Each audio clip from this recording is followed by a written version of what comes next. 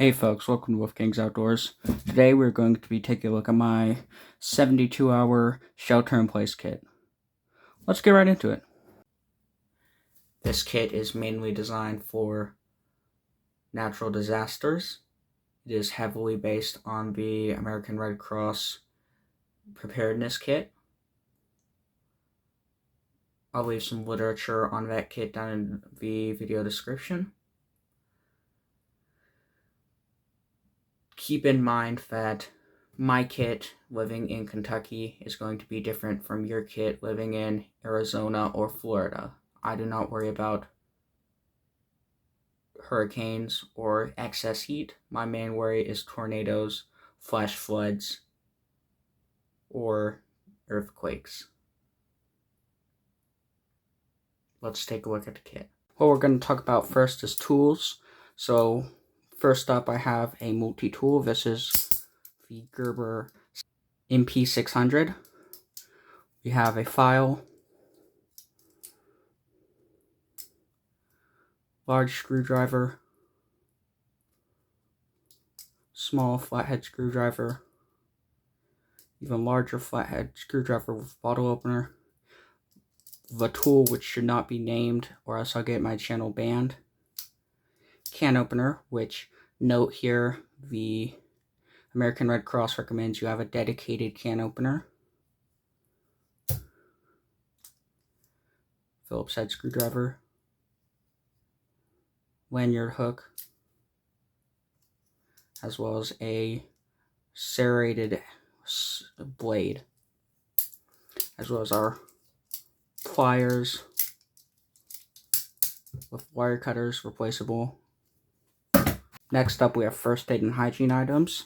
So for hygiene we've got some toilet paper, just standard toilet paper. Those of you who remember during COVID, the great toilet paper shortage, wouldn't want to live through that again. M95 respirator.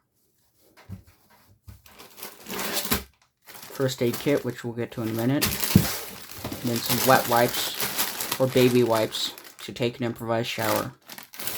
Because in a grid down situation or shelter in place situation, you might not always have water.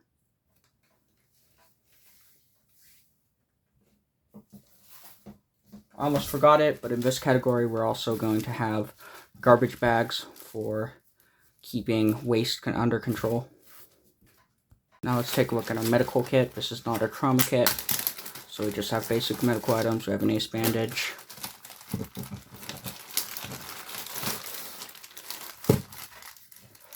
we have different ointments and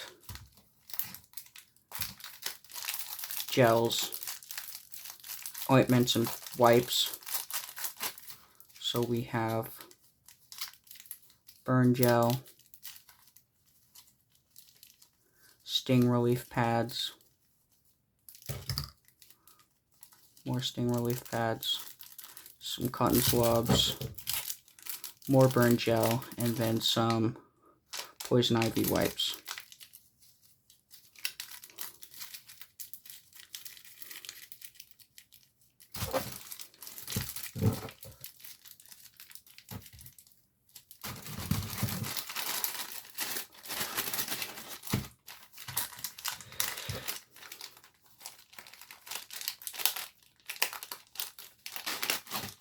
We have some iodine pads, as well as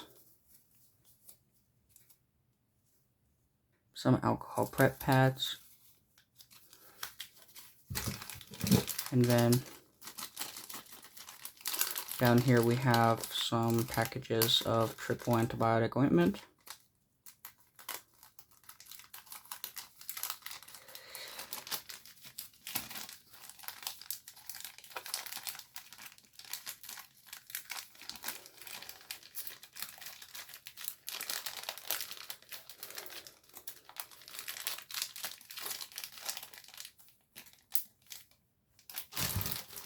And then lastly in this bag we have some saline eye wash for irrigating wounds or washing out your eyes.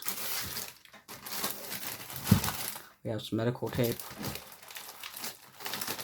a cravat. This is the most trauma item I have. This can be used as an improvised tourniquet or as to pack wounds. We have some rolled gauze, moleskin. Now you may be thinking moleskin isn't a shelter-in-place item. If you're having to hike somewhere to get your water or to get food, you're going to want that moleskin after a couple days because your blisters are going to be hurting. Then here we just have an assortment of band-aids of all sorts of different shapes and sizes, and then 4x4 gauze pads.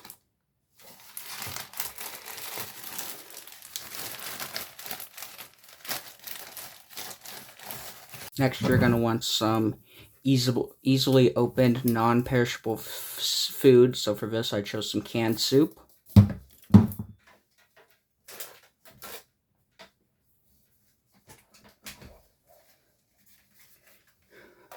You're going to want a NOAA weather radio.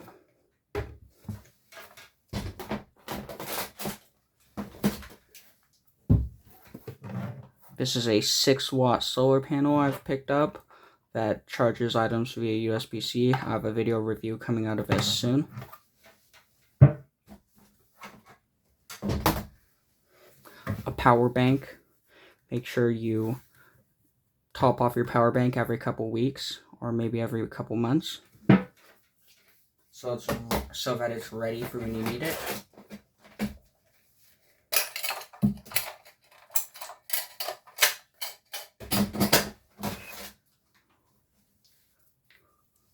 Don't forget spare batteries.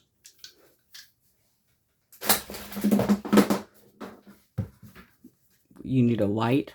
This is just a cheap lantern I got from Walmart. Pretty bright at 120 lumens. Has a high setting, low setting, red steady for signaling that shows up more pink on my camera. And then red flashing.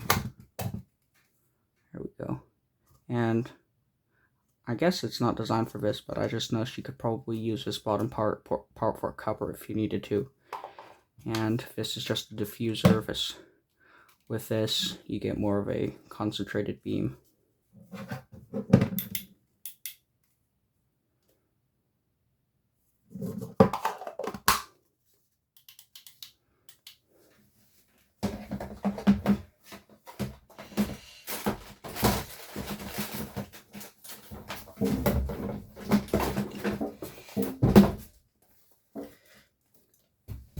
If you know if a grid is going to be down for a long time, or the water system is going to be down, you can pick up one of these. This is a water bulb. This stores 100 gallons in your bathtub.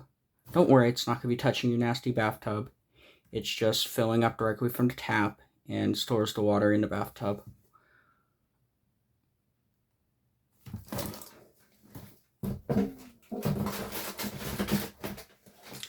Don't forget to have all your important documents. The thing I keep is just a version of my wilderness survival tin. So let's crack this open.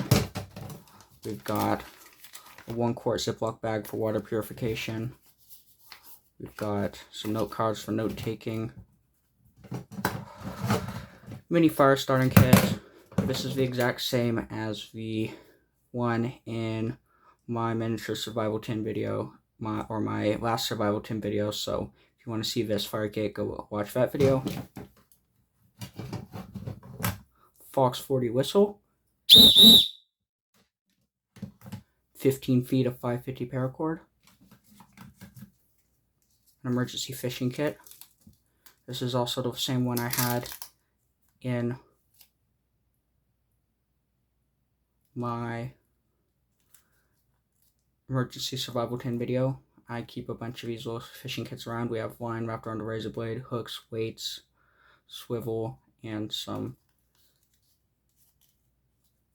brass snare wire, unlubricated condom, emergency blanket. This is not the only emergency blanket. I also have second emergency blanket in the kit, some emergency toilet paper, just in case I run out and I need my emergency toilet paper, an old credit card with some duct tape on it. This is about 6 feet of duct tape on here. Some band-aids. I know we already had some in the first kit, but there's nothing wrong with a little redundancy. Our signal mirror,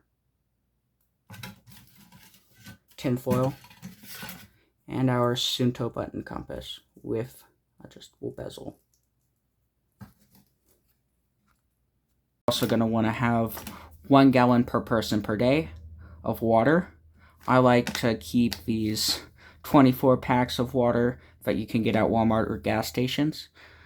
The reason I like these is because we look at one of these bottles of water, 16.9 fluid ounces.